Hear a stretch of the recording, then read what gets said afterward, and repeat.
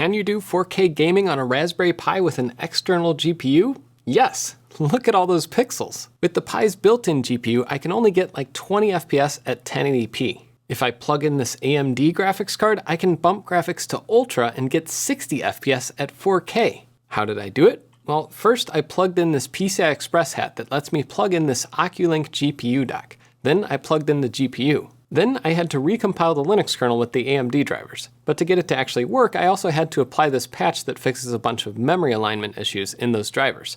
Without that patch, it all just locks up. Then I enabled the fastest PCIe Gen 3 speeds with this setting in the Pi's config file and installed the AMD firmware packages and restarted. After all that, I can play Super Tux Kart and Doom 3 in 4K, both with all the settings maxed out.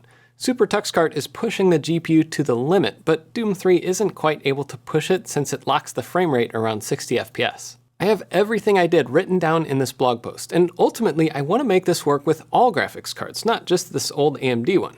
And it'd be amazing to use this for video transcoding, like turning my little Pi NAS into a super-powered Jellyfin server too. I think it's possible. And for more modern gaming, someone else even has Steam and Doom Eternal running with Box86, so it's definitely possible.